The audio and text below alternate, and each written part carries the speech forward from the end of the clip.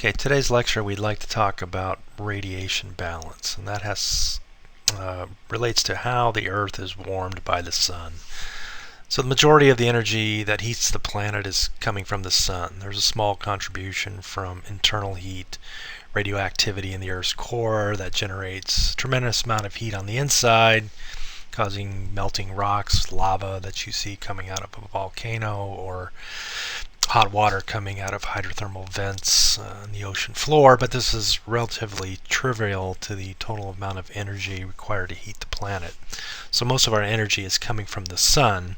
So when we're talking about climate, and what controls climate, what's important for regulating the Earth's temperature, first and foremost is the sun. Without the sun, the Earth is essentially a frozen ice cube, and so understanding how radiation warms the planet and how that might change with changing solar intensity or planetary position is important for understanding global warming overall.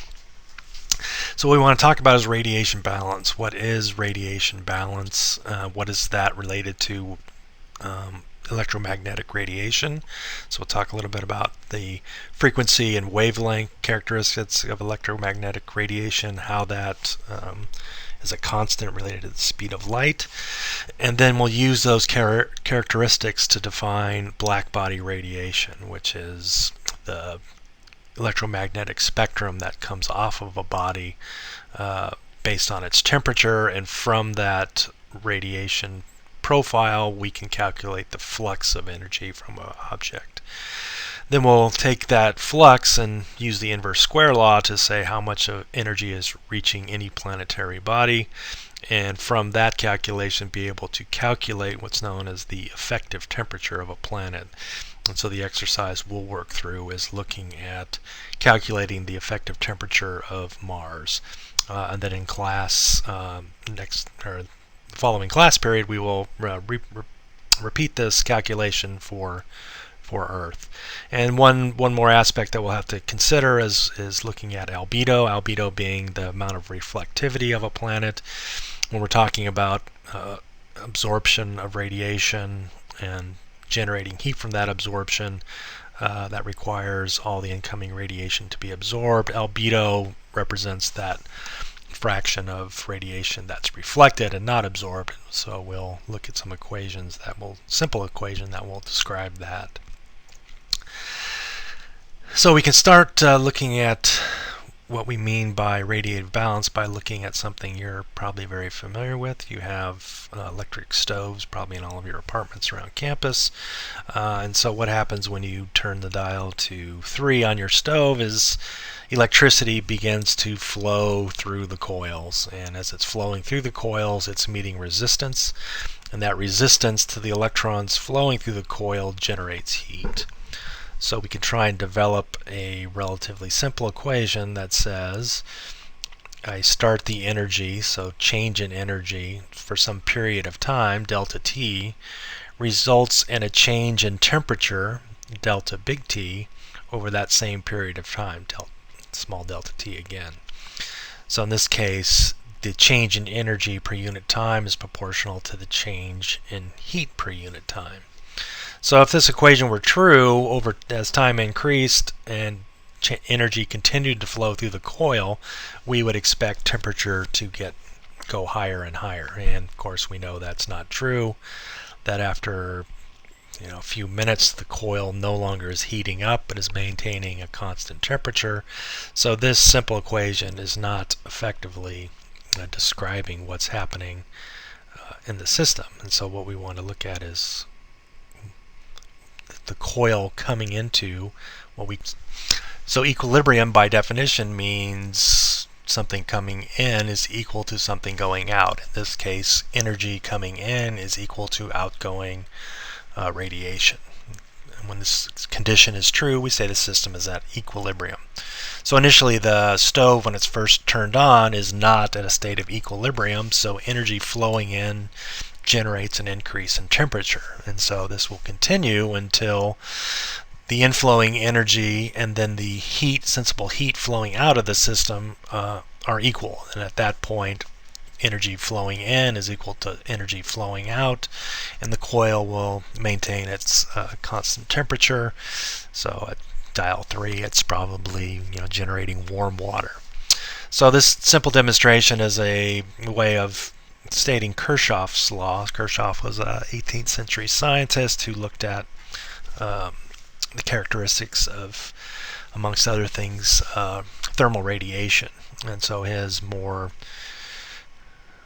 wordy law is, for a body of any arbitrary material emitting and absorbing thermal electromagnetic radiation in thermodynamic equilibrium, the ratio of its emissive power to its dimensionless coefficient of absorption is equal to a universal function, only of radiative wavelength and temperature, the perfect black body emissive power.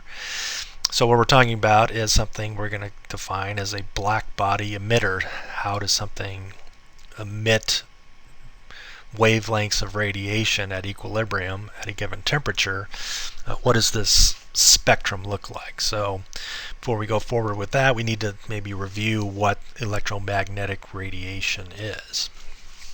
So it's a fancy word for light, right? So electromagnetic radiation is massless energies that can be characterized by two wave-like properties, the wavelength and the frequency. So the wavelength is the distance between the crests of the two waves up here. So these have longer wavelengths relative to the radiation down here.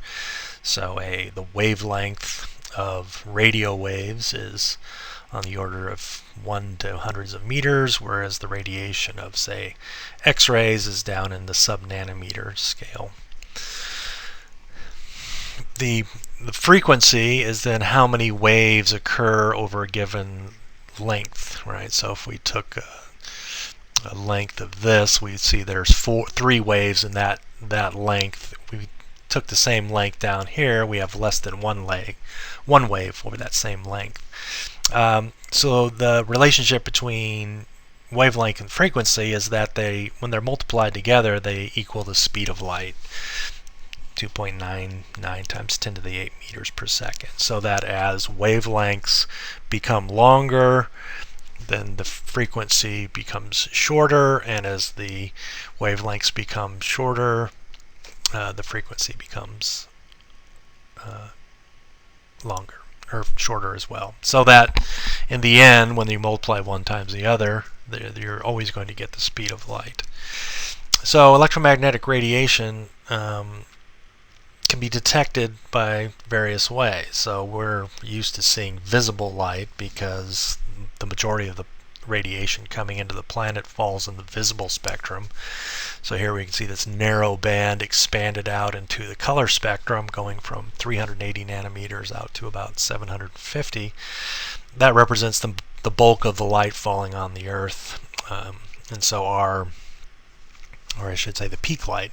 So our eye has adapted over evolution to use that light to be able to see objects by reflecting.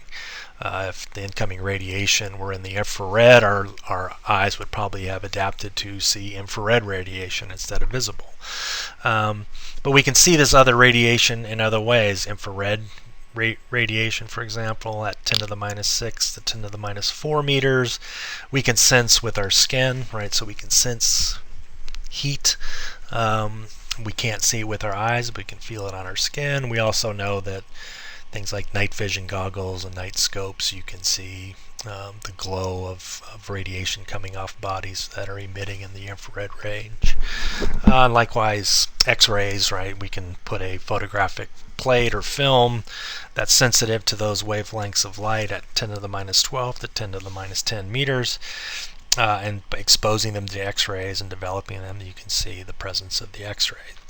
So this electromagnetic spectrum is always present, and sometimes we can sense it as humans, sometimes we need devices, gamma counters, X-ray plates, radios detect radio waves. So we can't always see electromagnetic radiation or light, but it's always there, and it's spanning many spectrums.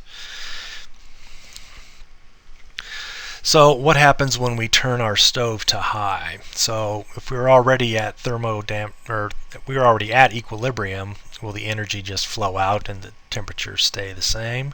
No, we know that the stove, well, the temperature will go up, right? We change our dial to 8 and it starts to heat back up. So turning the dial is disturbing the equilibrium, forcing the system out of equilibrium, but then it will come back into new equilibrium as the temperature maintains a new balance where the new flow of electrons coming in is being converted to heat, and the heat going out balances that out. So we can conclude then that temperature at equilibrium is a function of the energy input, or in this case the current going through the excuse me, the coil. So what does a stove look like when we add more heat, right? We start off where it's essentially dark and we really can't see anything, and we don't know there's any electromagnetic radiation coming off unless we put our hand next to the coil where we can feel the infrared coming off and sense that as heat. As we turn it up, we can see it starts to glow a dull red. We put more current through it, we can see it's starting to glow a bright red. More current, we can see it starts to glow closer to orange, maybe getting into the white. And if we looked at molten iron, we can see that's glowing very, very brightly, close to a white light, which would represent almost a continuum of visible radiation similar to white light. So what we have to realize is that the electromagnetic radiation being emitted from the coil is not a single wavelength, but is a range of wavelengths. But this range of wavelengths is what we call a spectrum. So it's a measurement of the intensity of the different wavelengths being emitted by an object. So what does a spectrum look like? In the very hot coil, we're looking at something glowing beyond the orange, starting to get into white light. So we're probably out in this range of the spectrum. When we're looking at the glowing red, we're probably a little bit cooler, so the peak spectrum is probably down in the red region. And when the coil is black, now we've dropped down below any light being emitted in the visible region. Most of the electromagnetic spectrum is being emitted as infrared radiation, and so it's down here where we can no longer see it in the visible, so we can't detect it with our eyes. So what would a spectrum look like? So here again is our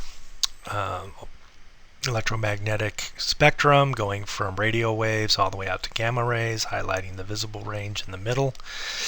So if we took a spectrum of our glowing hot, so our very hot coil, what we would see is an intensity that's spanning wavelengths in nanometers, right? So what I've superimposed down here is the visible spectrum of electromagnetic radiation, so by determining the wavelength, and then looking at the actual spectrum that's probably coming off of this coil. So we can see as very little is actually coming off in the visible, but there's enough there for our eye to sense.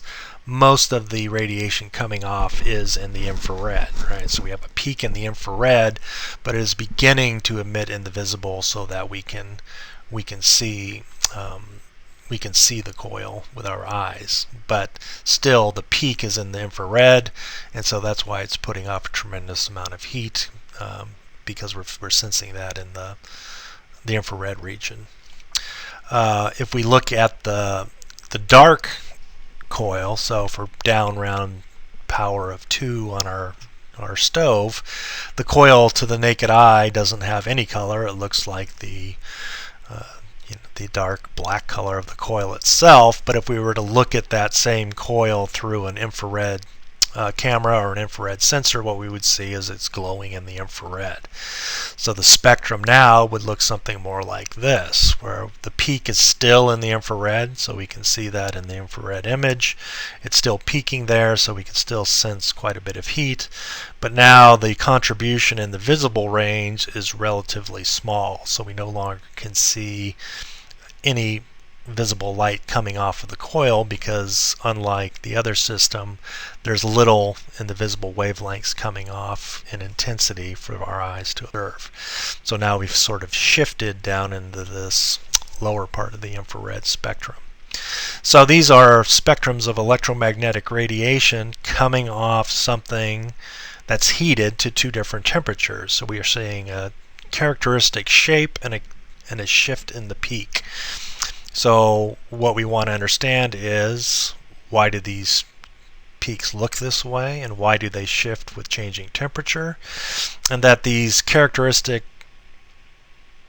shapes of the spectrum are what we would call black body radiation. They're behaving as though they're a black body. And so when we say black body, we mean essentially something that's emitting perfectly. So it absorbs radiation perfectly and it emits radiation perfectly.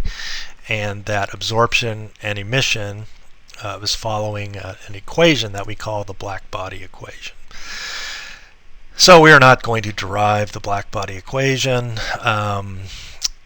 This can be done. You can find how it's derived in hyperphysics if you'd like to do that. It's a very complex equation. It was derived by Planck in the turn of the century, won the Nobel Prize for. And so what it describes is the basically wavelength dependent flux coming out as a function of the wavelength variable and a temperature variable. So in this equation, 8 pi is a constant, h is a constant known as Planck's constant, and c is the speed of light, which is also a constant, and k is the Boltzmann constant. So everything in this equation is a constant except for wavelength and temperature. So we only have two variables that we need to solve this equation. So some of you have taken calculus, and some of you will be probably taking calculus soon, is that we can do two things to this equation. We can differentiate the equation and we can integrate the equation. So if we integrate this equation over all wavelengths, what we can end up with is the flux, which results in a very simple equation. Is the flux of energy is equal to S, which is a constant, the Stephen Boltzmann constant, times T to the power 4. Excuse me. So when we're integrating, so again, here's our spectrum, right? This equation, this S, is basically describing this function. When we integrate, what we're doing is taking the area underneath this curve. Integration is solving for the area under the curve. That gives us our total amount of energy coming off per unit of time. If we differentiate the equation, so differentiation, for those who haven't had calculus, is picking any point on this line and taking the slope of a tangent at that point. So we could take the tangent to a slope to a point on the graph there and calculate that slope. And so what you'll learn in calculus is that when that slope equals 0 is when you have an inflection point. So here would be an inflection point. So if we take the slope there, that means we have a maximum or a minimum. And so by differentiating the equation, setting that equal to 0, since differentiate means take the slope here is 0, we can solve then for temperature as a function of the maximum wavelength of the spectrum. So this maximum wavelength here can be plugged into this simple equation and give us a temperature. So we're going to use these two equations to understand the heating of a planet relative to the body that's heating it, which in this case will be the sun. Okay, so how can we use this black body equation, its integration, and the differentiation of that equation to give us some sort of understanding about the real world? Well, the first relates back to that shifting wavelength maximum, the peak emission, as a function of temperature. So we saw on the stove that when the stove was lowly heated, that the peak was in the mid IR, and as that energy increased in the stove and the stove got hotter, we shifted to higher frequencies of IR radiation and started to get into the visible wavelength. So we can go back to the black body radiation and notice that if we can determine the lambda max by looking at an observation, we can plug this in and calculate a temperature.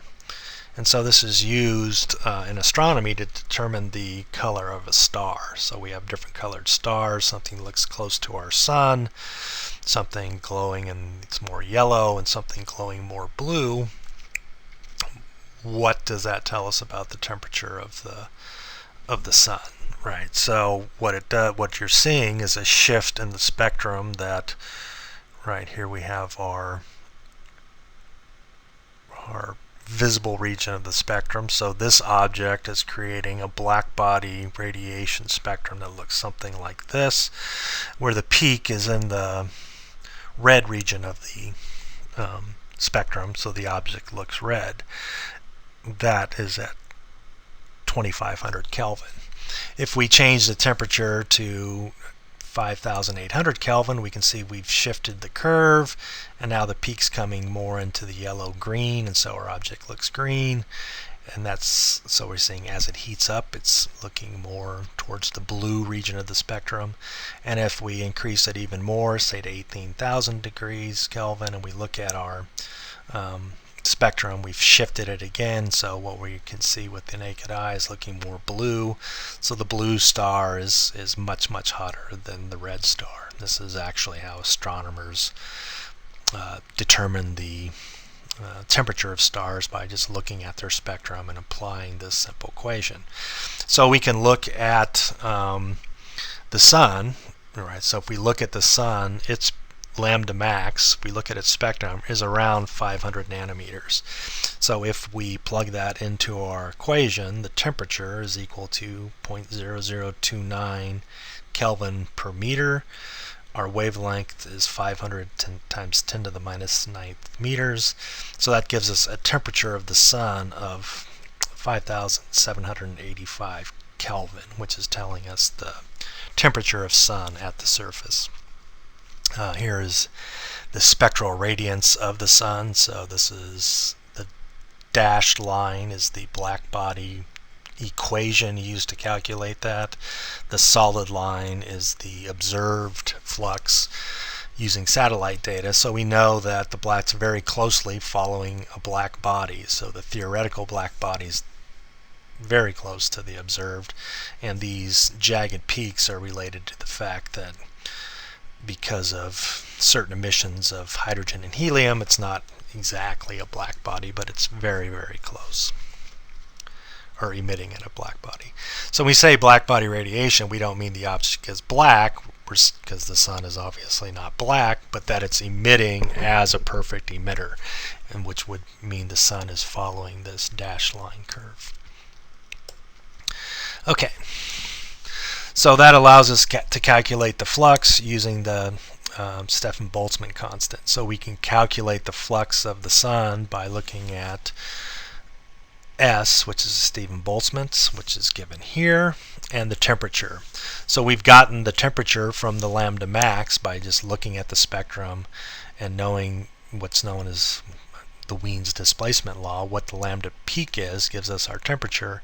So knowing our temperature, knowing the constant, we can calculate the flux. So if our sun is 5783 Kelvin, we plug that in T to the fourth, take that to the fourth power, multiply that by the Stefan-Boltzmann constant, we end up with a flux of 6.35 times 10 to the 7th watts per meter squared. So this is the flux being emitted from the surface of the sun. How much of this reaches a planet such as Earth, or specifically Mars, which we'll look at in a minute, is going to depend not on the flux emitted at the surface, but the flux reaching the planet. So we can do another example of the concept we're going to talk about by thinking about changing a light bulb. So if you had a 200-watt light bulb and you've been burning it all night, would you walk up and try and unscrew that? I mean, we've probably all done that inadvertently and burned ourselves, so we know, no, it's very hot, right? But we know if we move our hand about an inch away, it's not as hot as if we touch it, and if it's 3 feet away, we can almost barely sense the heat, and if we're across the room, we don't sense the heat much at all. Why? Because the heat is dissipating as it moves away from the bulb. So this is following what's known as the inverse square law. So if we assume this light bulb is essentially a sphere, its surface area is 4 pi r squared, so r being the radius of the sphere. If we were to, say, double the radius of the sphere, then the area would grow by 4, right? So if we double r, and since r is squared, it's going to be 4 times bigger than r. If we triple r, then the area is going to grow by 9, so 3 squared is 9, and we can keep going 4. So what this is telling us is that by increasing r by a factor, we're increasing the area by a factor of 4. But the energy is staying the same, right? So if we take the surface energy as the starting point, if we move out a factor of 2 times the radius, even though the area is increasing by 4, the energy is the same, right? We're not creating any new energy, so we're just basically diluting the energy by a factor of 4. So this gives us what's known as the inverse square law, that given a flux, a constant flux at a surface of energy area, and the energy is the same, then the flux must be decreasing as a factor of 1 over r squared. This is a experimental device basically designed to measure that, so you can move the light bulb closer or farther apart and test this r squared law, and it holds very true, both scientifically and from a sort of a experiential viewpoint. So what can we do now with the sun using this inverse square law?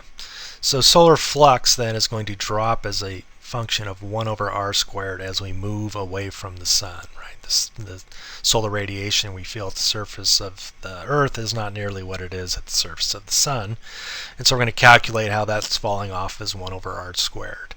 So we know the flux at the surface based on the temperature. So again, we've gotten temperature from the maximum wavelength, we've gotten flux using the Stefan-Boltzmann constant and the integration of the black body radiation equation, and so now that's going to drop off. So as we're moving away from the sun, we're essentially creating new spheres as we move away from the sun that have the same initial energy as the surface of the sun. So moving out 1r, 2r, 3r, the same flux is being spread over a wider area, and that's going as r squared, so energy divided by r to the 9th for 3 radiuses, divided by 4 for 2 radiuses, etc. So we can apply this to our planetary system. So the radius of the sun is 0.7 times 10 to the 6 kilometers. And so what we want then is how far away are the orbits, how many radiuses away is the orbit of Venus or the Earth or Mars from the sun, and from that number of radiuses away we can calculate the fall off. So for example, the distance of Venus from the sun is 108 times 10 to the 6 meters, right? So if we divide that 10 to the 8, this 100 times 10 to the 6 by the radius of the sun, that gives me how many r away our Venus is from the sun. And so that equals roughly 150 r's, which means if you took this distance from the center of the sun to the edge of the sun, multiplied it by 150 and added that to the surface, you would have the orbit of Venus. So we have our number of r's away from the sun, we square that, we have, therefore, r squared is 22,500. We could do the same for the Earth, just a little bit further away, 210 sun radiuses away from the Sun, r squared of roughly 44,000. And we could do that for Mars. Distance away is 227 times 10 to the 6 kilometers, which is roughly 330 Rs. So our r squared value is 1009.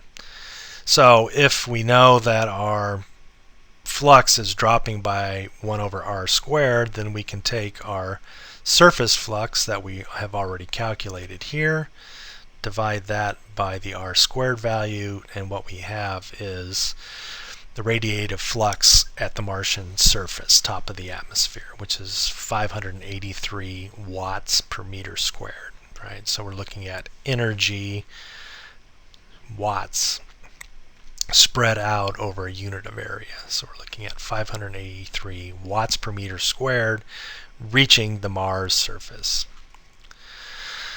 So what's going to happen with that energy? It's going to try and come into radiation balance similar to our stove, right? So if we started with an ice cold body or a 0 degree Kelvin body in space where Mars is at, and we turned on the sun, right, inputs would start coming into the planet and the planet would start to warm up. But at some point it would start emitting radiation as a black body radiator, and at some point the inputs would equal the outputs. And so what we have is an input that is the flux times an area, and then an output, which is radiation moving out as the system comes into equilibrium. So what we want to calculate then is what is the input value and what is the radiation. And so the key difference is that the input is the area of input is the area of a circle, right? So the sun is fixed out here, the planet is fixed here. At any given time, it's a circle that's being presented itself to this inflow of radiation. So you can imagine this is actually a ball, that the circle passing through the middle is what's seeing the radiation. So it's the flux times pi r squared, the area of that disk. The output radiation is emitting out of the complete sphere, right? So our emission, S temperature to the fourth, so this is our flux at a given temperature, is being emitted over the area, surface area of a sphere, not the surface area of the circle. So we have 4 pi r squared. So that at equilibrium, this input must equal that output. And what we're going to solve for now is this T, which is known as the effective temperature. So we can just set this equal to this and then solve for temperature effective, which is going to give us, since the pi's are going to cancel and the radiuses are going to cancel, it's just going to give us temperature effective is equal to the flux, solar flux, divided by 4 times the Stefan-Boltzmann constant to the 1/4 root. So again, if we just plug in our values, we know what the flux was from the previous slide. So this is the solar flux at the surface, or at the distance away, right? So this flux of 583 watts per meter squared is going to be our flux. 4 Stefan-Boltzmann constant, and take the root of that, right? So here we have our Fs. When we solve for temperature effective, what we get is 225 degrees Kelvin.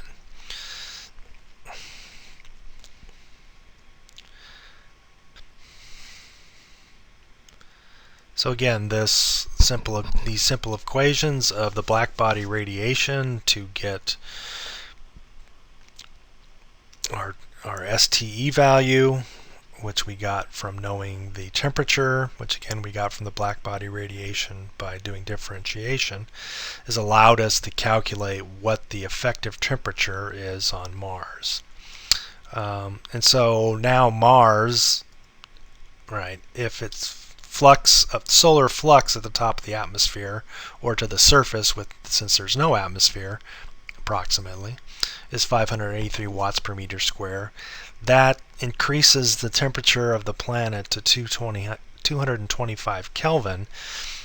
We are now at equilibrium, right? So now the incoming radiation is equal to the outgoing radiation. So once the planet reaches 225 Kelvin, much like our stove, it doesn't continue to heat up. It now is emitting radiation so that it equals the incoming radiation. So we can go back to our displacement law, the one that had the simple numerical number divided by temperature gave us our lambda max, is that we can solve now for what our lambda max would be. And so if we plug in 225 Kelvin into this equation, we're going to get 12 times 10 to the minus 6 meters. So at 225 Kelvin, the maximum wavelength in our function that's coming off of Mars is 10 to the minus 6 meters, which is 0.0012 times 10 to the minus 2 meters, or 0.0012 centimeters. So if we look on our electromagnetic spectrum, where does this fall? We see that here's 0.01 centimeters, here is 10 to the minus 9th centimeters. So we're looking somewhere in this region, that at 225 Kelvin, Mars is emitting a spectrum in the infrared. So it's absorbing a spectrum that's mostly in the visible, heating up to 225 Kelvin. Once it reaches that equilibrium point, it's emitting now at a peak in the infrared region to maintain energy balance. So that's what we mean by radiative balance. The planet is now in radiative balance, so it's no longer heating up, and the spectrum can be defined by the temperature of its emission. So there's one more thing we need to think about, and that is albedo. That's what we've calculated to this point, is to assume all the radiation coming into Mars is being absorbed by Mars and raising it to that temperature. Albedo takes into account that some of that radiation is simply reflected off. It's not absorbed by the planet but scatters back out into space. And so we call that fraction of light that's being scattered the albedo. And so black body radiation behaves, when things are black, they behave very much like a black body absorber. So we use interchangeably black body emission and black body absorption, but black body absorption means it's absorbing all the incoming radiation. A black body emitter means it's emitting like a black body spectrum. So a perfect black body absorber appears black. A poor absorber appears white. So white has very high albedo, so it's reflecting most of the light. Black areas are absorbing most of the light, so they're closely following black body absorption. So what we have to account for is this spatial distribution of high albedo at the poles, and appears to be a dust storm, and then differences in albedo depending on the color of the planet. So how we handle that is we modify our equation so that the flux coming in is actually equal to the flux times 1 minus the albedo. So the albedo is going to be a number between 0 and 1. So if the albedo is 1, A is 1, then this is 0 and there's no flux. So 1 is a perfect reflector, so all radiation is being reflected away and none is being absorbed. If the albedo is 0, which means it's a very poor reflector and a good absorber, then all of the radiation is going to be absorbed, or all the flux is going to be absorbed by the radiator. If albedo is 50%, then only half of the radiation coming in is being absorbed by the black body, and half would be reflected off into space. So we can simply modify our temperature effective equation by accounting for that by saying now the temperature effective is the flux coming in at the surface, so the surface flux to Mars in this case, 1 minus the albedo divided by 4 times Stefan-Boltzmann constant. Whoops. Go back to the 1/4 power. So we know from observations and calculations that the albedo on Mars, it varies throughout the year, but on average it's somewhere around 0.15. So if we plug in 0.15 to this A value, use our flux calculated on the previous slide to the Martian surface, which was roughly 500 and I believe 89 watts per meter squared. And we plug in for our Stefan-Boltzmann constant, take the 4th root of that, we come out with a temperature effective of 216 degrees Kelvin. So when you have albedo, right, that's things like ice, snow, clouds, you're going to decrease the effective temperature because not all of the light is being absorbed. So we have a temperature effective now of roughly 216 degrees Kelvin, calculated just using these handful of equations. And so how does that match observations? So this is some data from the Spirit rover that landed a few years back that brought a lot of interesting data from Mars to Earth. Very exciting stuff. And this is the annual temperature variation. So the black dots are at 1,000 meters elevation, the blue dots are 1 meter, and the red dots are 100 meters above the surface. So you can see that if we take the average of these 3 temperatures, that we're somewhere around 200, and so this would be, let's see, what's our scale here, so that's 10, so this would be 15, so we're about 217 Kelvin here, so probably 220 Kelvin there, and our calculation was 16, so we're within 2 to 3 degrees of our calculated temperature based on what we observe on the surface. What you can see is that the temperature goes up during this time of the year, so what's changing in this is the planetary orbit. So during this Martian summer, the planet is closer to the sun than it is when the Martian winter is in play, and so that difference in distance is going to change the R value that we used for looking at the R 1 over R drop off of power. So as it moves closer to the sun, it's fewer R's away, so in this case the incoming radiation would be higher. So we've calculated for sort of the orbital minimum. We could redo the calculation and we'd probably become very close to looking at what the temperature is this summer by changing the R distance. So what we take away from this is that using the radiation balance equation, that what we calculate based on knowing the temperature of the sun and the distance of a planet away from the sun, we get very good agreement between what we predict and what we observe. We're within a few degrees of what we expect based on these equations of radiation balance, black body radiation, and 1 over R squared. So if we look at other planets, this doesn't seem to hold true. So Mars, it's very close to what we expect, but for Venus, the same calculations would yield 231 Kelvin. What we actually measure is from probes that we've sent to Venus is something closer to 735 Kelvin, so over 3 times hotter than what the black body radiation models would predict.